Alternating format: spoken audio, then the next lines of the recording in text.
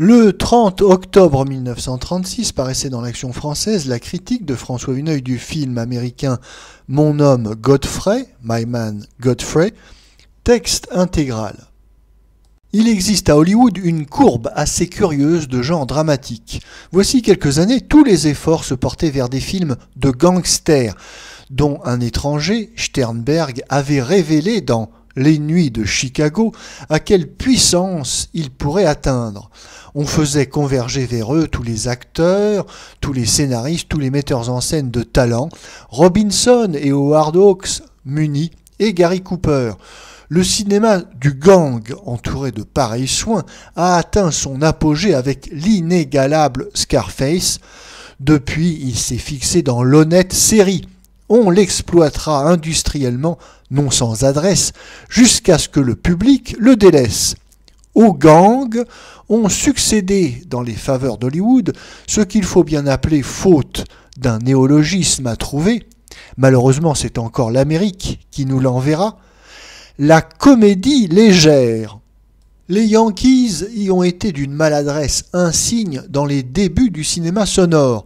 Là encore, des étrangers, notamment le vieux Finot Lubitsch, leur ont montré la voie. Ils y ont fait merveilleusement leur chemin. Dans l'idylle, New York-Miami, dans la bouffonnerie, l'admirable M. Ruggles, ils ont véritablement mis au point une formule de divertissement assez neuve qui ne doit plus rien au vaudeville classique, qui emprunte à la comédie de boulevard mais en l'allégeant, la rajeunissant, en substituant surtout des héros vivants, reconnaissables, un personnel si usagé qu'il est réduit à de banales abstractions dans bien des cas. Un mélange, presque toujours très heureux, d'humour fantasque et de réalisme donne le ton à ces petits films.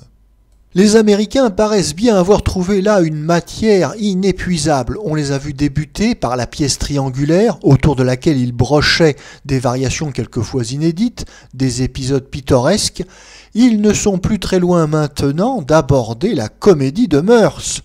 Quelques passages de My Man Godfrey, dans tous les cas, seraient presque dignes de ce nom. Ce film, dont l'étourdissant succès se maintient depuis des semaines au cinéma Byron, mériterait encore plus de louanges s'il était venu avant Mr. Ruggles et surtout avant l'extravagant Mr. Deeds. Dans les trois cas, on traite des thèmes fort voisins et qui étaient déjà respectables bien avant le cinéma. Une leçon de bienséance, voire de morale, administrée par quelques modestes bonhommes à des puissants de la terre. Dans Mr. Ruggles, le thème apparaissait classique, d'un classicisme un peu trop éprouvé même, le héros étant un valet de chambre anglais qui va civiliser des épiciers enrichis du Far West.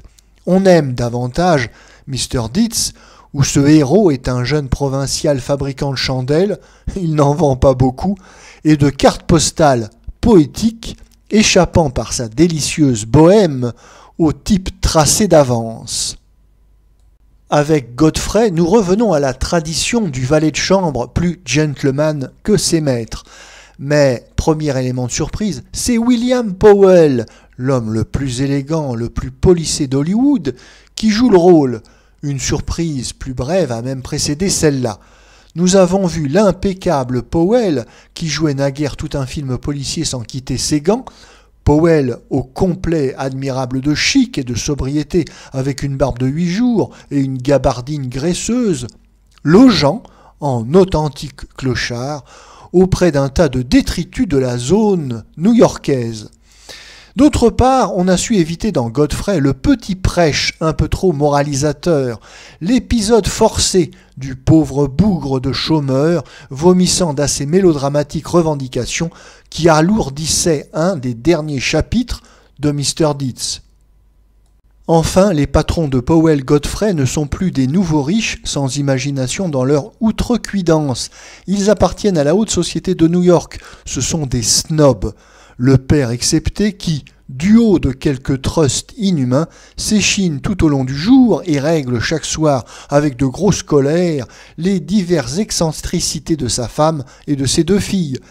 Ces dames sont d'aimables folles, tout à fait détraquées par une vie mondaine devenue une sorte de business infernal, par les toquades soi-disant artistiques et intellectuelles et par les inventions absurdes qu'engendre une sorte d'oisiveté à rebours, le désœuvrement prodigieux d'une existence cependant épuisante, parce que chaque seconde en est remplie par quelques sottises. Voilà qui est, ma foi, assez neuf pour le cinéma. La caméra n'avait encore jamais promené son gros œil dans ces replis relativement subtils de la société de ce siècle. On ne dit certes point qu'elle ait fait œuvre proustienne. Pour ne parler que de l'Amérique, Godfrey n'est encore qu'un croquis humoristique en marge des copieux féroces et amusants bouquins de Sinclair Lewis. Selon son habitude, Hollywood procède à la fois par des touches réalistes et par des charges qui rejoignent presque les films loufoques. Mais ces charges partent toujours d'un trait juste, ce qui rend l'ensemble très homogène, le passage de la vérité observée à la bouffonnerie singulièrement divertissant. Madame entretient à la table de la famille un pique-assiette qui se dit pianiste et prépare un concert depuis quelques 10 ans. Le soir des fiançailles de sa fille cadette, elle ne reconnaît même plus son futur gendre dans la foule des cavaliers. Ces demoiselles passent leur vie à inventer des jeux saugrenus. C'est même ainsi qu'elles feront la connaissance de Powell Godfrey, un soir où l'on a organisé la chasse à l'épave. Ce divertissement assez cruel consiste à ramener dans les salons du Ritz le plus beau clochard que l'on aura pu trouver. Powell fait gagner le prix à sa découvreuse. Il est sous ses guenilles d'une si bizarre distinction que la cadette parvient à le faire engager comme valet de chambre et tombe frénétiquement amoureuse de lui dès qu'il a rasé sa barbe et revêtu la jaquette obligatoire.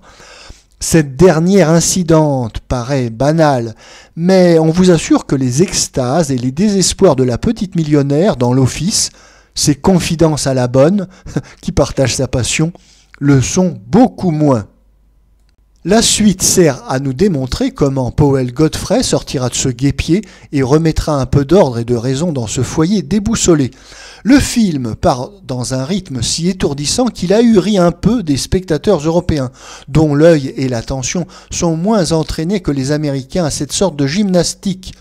Inutile de dire que ce sont les Européens qui ont tort. On admirera encore une fois cette habileté d'Hollywood, son sens de la psychologie du spectateur dans le milieu du film qui semble un instant piétiner. Il repart de plus belle avant que l'on ait eu même le temps de concevoir que l'on pourrait s'ennuyer. Ce n'était qu'une halte voulue pour nous permettre de respirer. Le dénouement avec son mariage est postiche, mais n'est-ce pas après tout le cas des plus grandes comédies classiques ? On se félicite de voir un acteur comme Powell, trop souvent confiné dans des films policiers de troisième zone, retrouver un rôle à sa taille. On ne peut avoir plus de chic, plus de discrétion et de concision.